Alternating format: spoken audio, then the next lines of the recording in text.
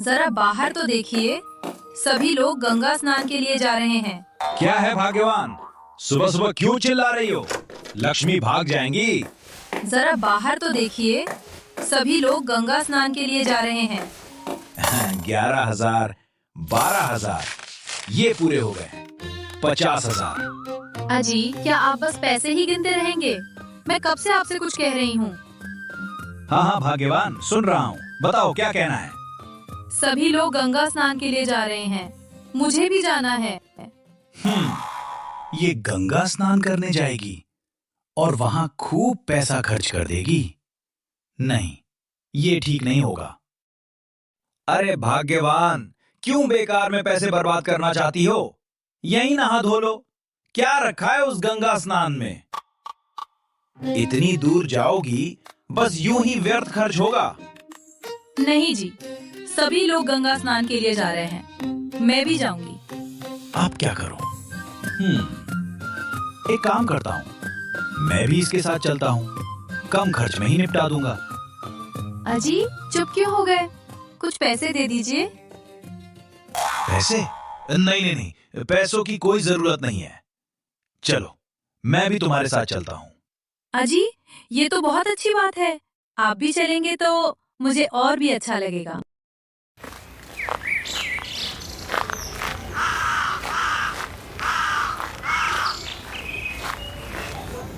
सुनो सब लोग, ध्यान से सुन लो। सोनू पाठक, घर का पूरा ध्यान रखना। मैं और मालकिन गंगा स्नान के लिए जा रहे हैं। जी मालिक। मालिक, अगर आप कहे तो बैलगाड़ी का प्रबंध कर दूं, आपको चलने में सुविधा रहेगी। नहीं नहीं, उसकी कोई जरूरत नहीं है। जितना कहा है उतना ही करो। देखा आपने, इतने बड़े सेठ, लेकिन खर्च करने के नाम पर हाथ कांप जाते हैं। खैर, नरसी सेठ अपनी पत्नी माणिक बाई के साथ गंगा घाट की ओर निकल पड़े।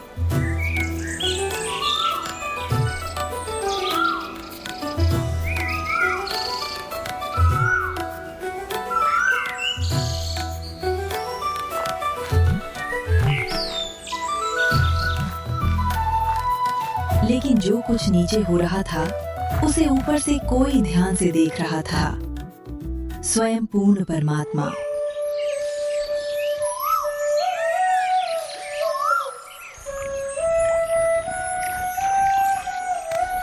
नरसी की कंजूसी और उसकी सोच को परखने के लिए और अपने लोक से चलकर पृथ्वी लोक पर आ पहुंचे और एक ब्राह्मण साधु का रूप धारण कर लिया।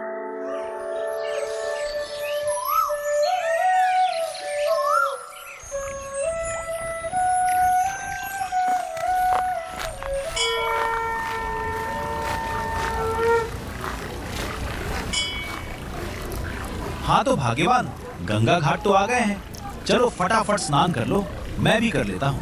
माणिक बाई गंगा जल में प्रवेश कर श्रद्धा से स्नान करने लगी और तभी नरसी सेठ भी स्नान करने के लिए जल में उतरने ही वाले थे कि अचानक साधु के रूप में स्वयं भगवान वहां आ पहुंचे।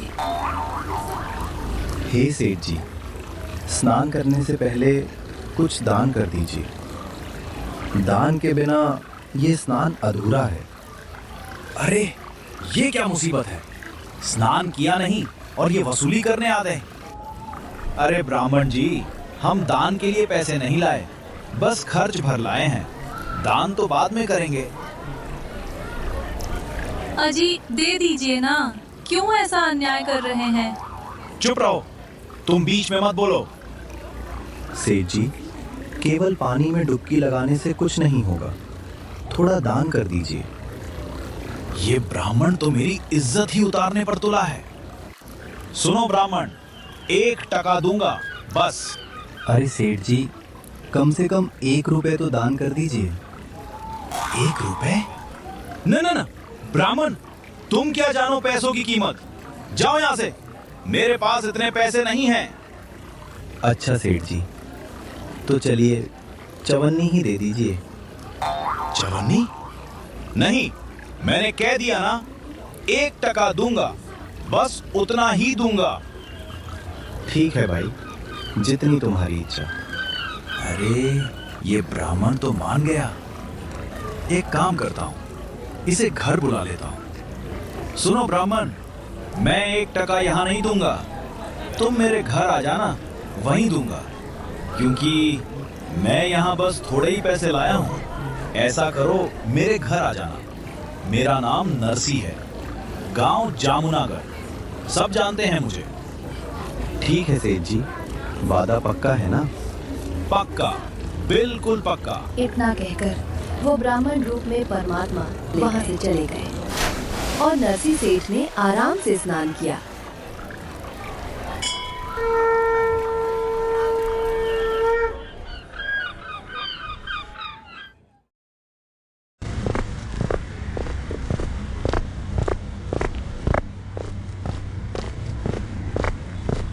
नरसी अभी अपनी गठरी उतार ही रहा होता है, तभी ब्राह्मण स्वरूप स्वयं परमात्मा नरसी के घर पहुंच जाते हैं और दरवाजा खटखटाते हैं। अंदर से एक नौकर बाहर आता है। हाँ ब्राह्मण जी, बताइए क्या काम है? भाई, तुम्हारे सेठ जी गंगा घाट पर मेरा एक दान स्वीकार करके आए थे, मैं वही लेने आया हूँ।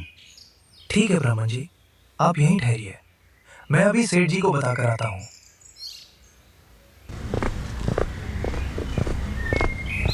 मालिक, बाहर एक ब्राह्मण आया है, कहता है कि आपने गंगा घाट पर उसे दान देने का वचन दिया था, वही अपना दान लेने आया है। नरसी सेठ समझ गया कि वही ब्राह्मण घर तक पहुंच गया। अरे ये यहाँ तक आ गया। कमबख्त, 1 टका मांगने आया है। आज 1 टका दूंगा तो कल 2 टके मांगेगा, फिर तो ये रोज रोज आकर मेरे पीछे पड़ जाएगा। सुनो, जाकर उस ब्राह्मण से कह दो सेठ जी बहुत थके हुए हैं, उसे बोलो 2 दिन बाद आए। नौकर तुरंत बाहर गया। महाराज जी, सेठ जी अभी बहुत थके हुए हैं, आप 2 दिन बाद आइए। ठीक है भाई, परसों आकर अपना दान ले जाऊंगा, तब तक यहीं विश्राम कर लेता हूँ। जैसा को तैसा। अगर नरसी सेठ ने ठान लिया था कि वो 1 टका भी नहीं देगा, तो भला ये बात परमात्मा से कैसे छुप सकती थी? भगवान ने भी उसकी चाल समझ ली और उसी के बगीचे में जाकर चुपचाप लेट गए।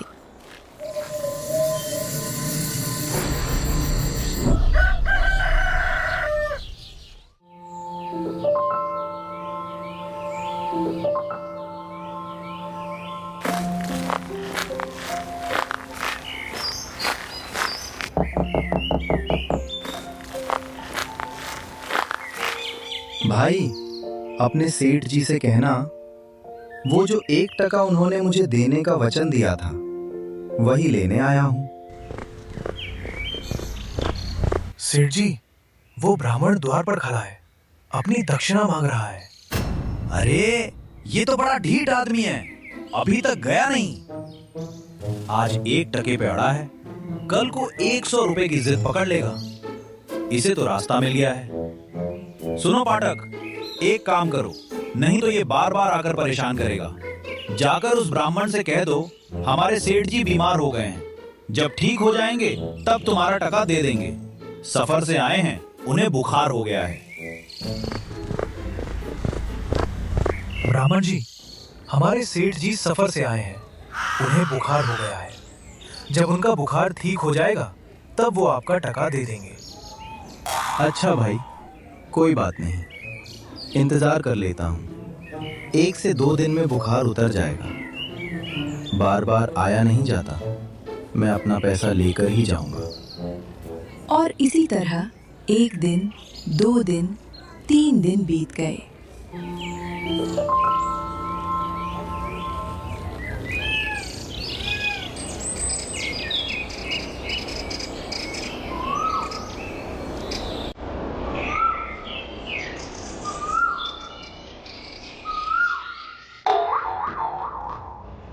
अरे सुनो, वो लालची ब्राह्मण गया कि नहीं? सेठ जी क्या बताए, वो तो सामने हमारे ही बाग में चादर बिछाकर लेटा हुआ है और कहता है बार बार आना ठीक नहीं, दक्षिणा लेकर ही जाऊंगा।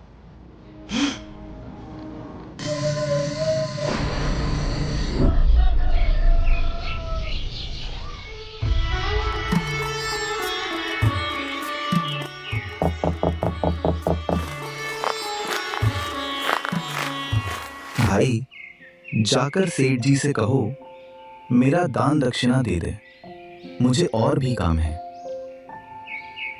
मालिक, वही ब्राह्मण फिर आ गया है, अपना दान मांग रहा है। हे ऊपर वाले, ये कैसी मुसीबत है? नरसी के दिमाग में अब एक नई चाल आई। सुनो पाठक, जाके उस ब्राह्मण से कह दो कि सेठ मर गया। महाराज जी, हमारे सेठ जी का देहांत हो गया, हम बहुत दुखी हैं, आप चले जाइए। अरे भाई, ऐसे कैसे चला जाऊं? मेरा जजमान मर गया है, अब तो उसका अंतिम संस्कार करवा कर ही जाऊंगा। मालिक, वो कह रहा है कि अंतिम संस्कार करवा कर ही जाएगा। अरे ये तो हाथ धोकर पीछे पड़ गया है। सुनो, ऐसा करो, लकड़ियां तैयार करना शुरू कर दो, उसे लगे कि सच में मर गया हूं। अरे वाह नरसी सेठ, कहाँ तक जाओगे कंजूसी में? और ये नौकर भी बिना सोचे समझे सच में लकड़ियां तैयार करने लगे।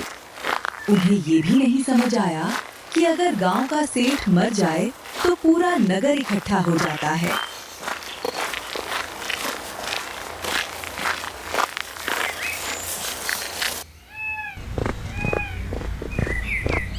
मेरा जजमान मर गया, मुझे बहुत दुख है, लेकिन मैं उसका अंतिम संस्कार करवा कर ही जाऊंगा। मालिक, वो मान ही नहीं रहा। ये ब्राह्मण तो बहुत ही लालची निकला। सुनो, एक काम करो, मेरी अर्थी उठा लो, जैसे मरे हुए को ले जाते हैं, लेकिन ध्यान रहे आग मत लगाना। और देखते ही देखते नरसी सेठ की अर्थी उठ गई। लेकिन परमात्मा भी कहाँ पीछे हटने वाले थे। उन्होंने भी एक लकड़ी उठाकर चुपचाप उनके पीछे चल पड़े।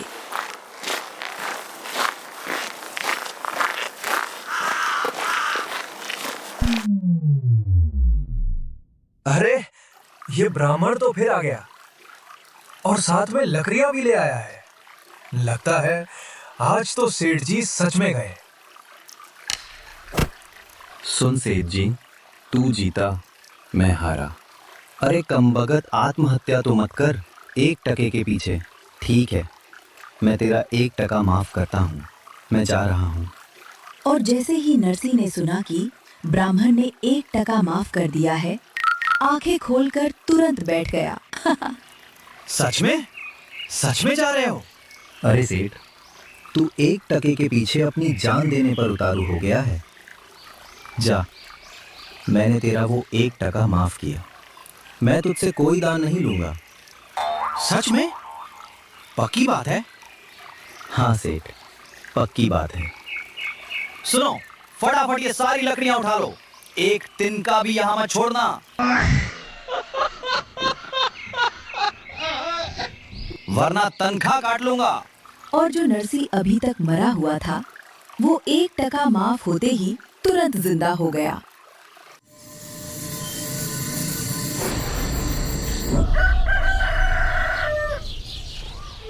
चलो, अब जाकर चैन की सांस मिली उस ब्राह्मण से। आज तो दूर तक घूमने जाऊंगा। 10 दिन से घर में पड़ा पड़ा दिमाग खराब हो गया है मेरा। इतना कहकर नरसी सेठ घूमने के लिए निकल जाता है।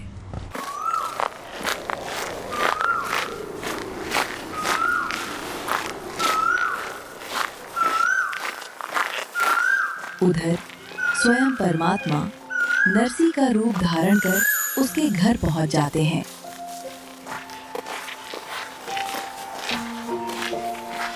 मेरी बात ध्यान से सुनो। अभी अभी मुझे पता चला है, वो जो ब्राह्मण था वो बहुरूपिया है। आज वो मेरा रूप बनाकर यहाँ आएगा। अगर वो आए तो उसे तुरंत भगा देना, और अगर ना माने तो उसे सख्ती से बाहर कर देना। जी मालिक। भाई, वो ब्राह्मण 10 दिन से परेशान कर रहा है, अगर सच में आ गया तो आज उसे अच्छी तरह भगा देंगे।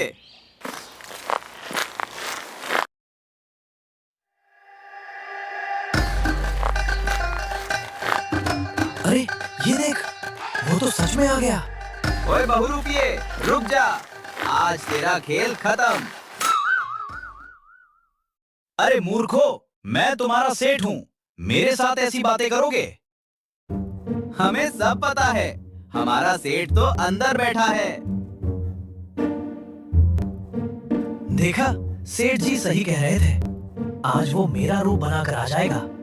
बेचारा नरसी कुछ समझ ही नहीं पा रहा था। नरसी आगे बढ़ता है। अरे, तू आगे कैसे बढ़ रहा है? चला जा यहाँ से, वरना अच्छा नहीं होगा। आज आदेश मिला है। बहुत परेशान कर लिया तूने हमारे सेठ को। अरे मूर्खो, तुम मुझसे जुबान लड़ाते हो। मैं तुम्हारी तनख्वाह काट लूंगा। सुना? तनख्वाह काटेगा? बस तनख्वाह का नाम सुनते ही नौकरों का गुस्सा और भी बढ़ गया और क्या, उन्होंने नरसी की धुलाई करना शुरू कर दी। अरे बाप रे!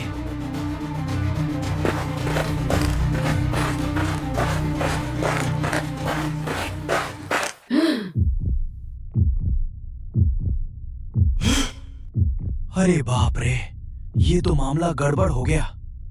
लगता है वो बहुरूपिया ब्राह्मण मुझसे पहले घर पहुंच गया। अब तो वो मेरी सारी संपत्ति हड़प लेगा।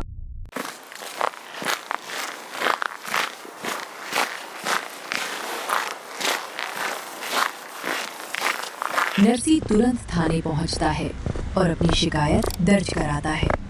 थानेदार साहब, एक बहुरूपिया मेरा रूप बनाकर मेरी सारी संपत्ति हड़पने की कोशिश कर रहा है। वो अभी मेरे घर पर ही है।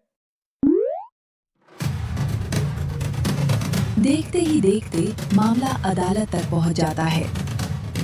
Order, order. कर्मचारियों, जाओ, इसकी सारी बही खाते जब्त कर लो और कल दोनों नरसी को अदालत में पेश किया जाए।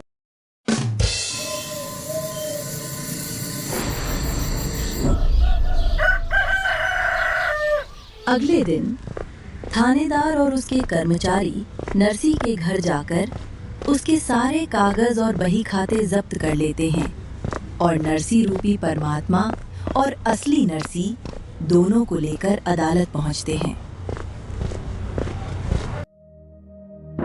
ये तो बड़ा विचित्र मामला है। एक ही शक्ल के दो आदमी।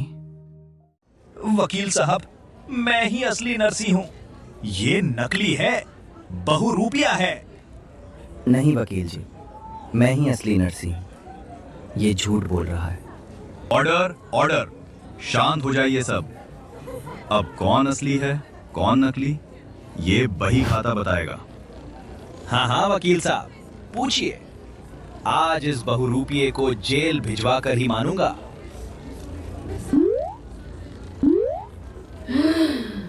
तो बाएं तरफ वाले नरसी, बताओ, इस बही में क्या लिखा है? क्या लिखा है? क्या लिखा है? याद क्यों नहीं आ रहा? जी वकील साहब, मैंने अपनी लड़की का विवाह किया था। उसमें 50,000 रुपए खर्च हुए। 100 हाथी आए थे, 400 घोड़े आए थे और एक मकान बनवाया था जिसमें लोहे का दरवाजा था, 30 खिड़कियां लगी थी। बस बाकी मुझे याद नहीं। ठीक है, अब दाएं तरफ वाले नरसी, तुम बताओ, इस बही में क्या लिखा है? वकील जी, आप कोई भी पृष्ठ खोल लीजिए, मैं सब बता दूंगा। ठीक है। पृष्ठ संख्या 44 खोलते हैं। पृष्ठ 44 पर लिखा था, सेठ नरसी द्वारा 1 टका दान देने का वचन, जो गंगा घाट पर एक ब्राह्मण को दिया गया, लेकिन लोभ और कंजूसी के कारण उस वचन को बार बार टालने का प्रयास किया गया। वकील जी, इस पृष्ठ में लिखा है कि नरसी ने गंगा घाट पर एक ब्राह्मण को 1 टका देने का वचन दिया, लेकिन उसने अपने लोभ में आकर बार बार झूठ बोले,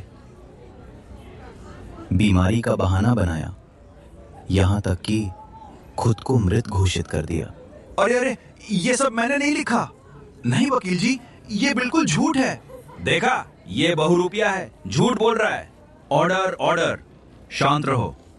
क्या लिखा है और क्या नहीं, मुझे सब दिखाई दे रहा है। वकील ने फिर बही का एक और पृष्ठ खोला। पृष्ठ संख्या 71। बताओ, इसमें क्या लिखा है?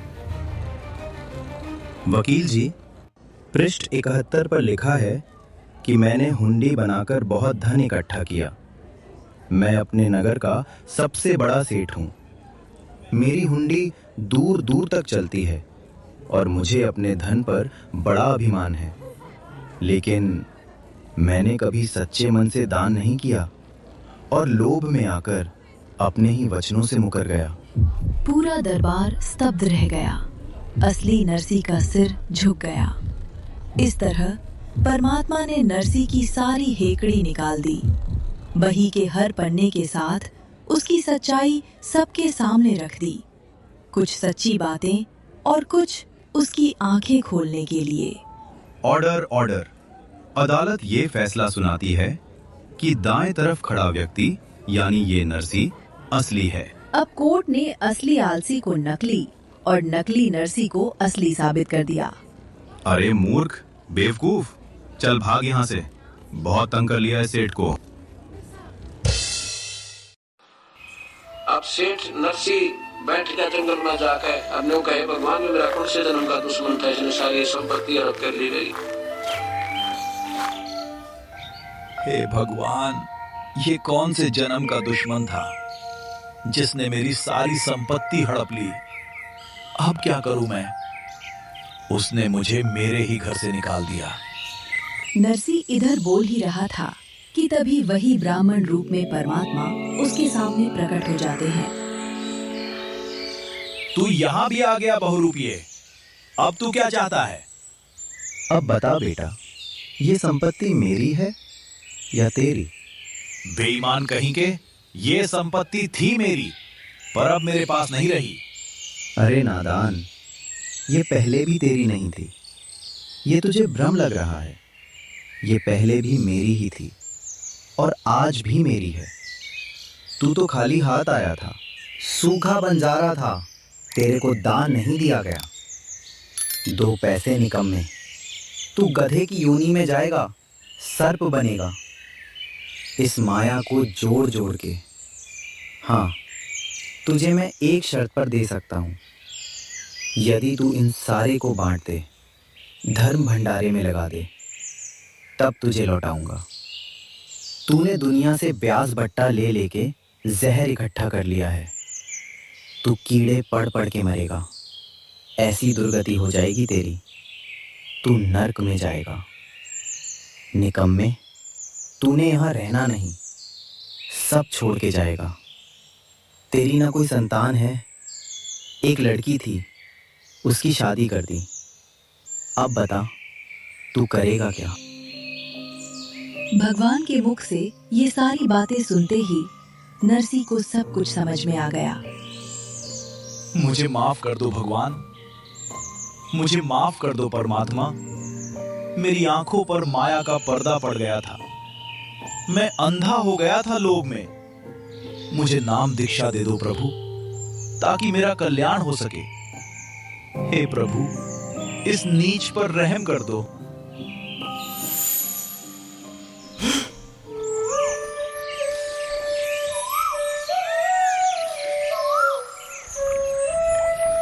अब परमात्मा उसके गुरु बने और उसको नाम दिया उस परम पिता ने और कहा, बेटा ही भंडारा कर दे इसका, नहीं तो संपत्ति तेरा जान की दुश्मन हो जाएगी, तेरे मरा जाएगा ना जिया जाएगा। उसी दिन से भंडारे ला दिए और सब कति पाई पाई खर्च करके झोपड़ी डाल कर बैठ के बाद जंगल में ईश्वर आसरा लेकर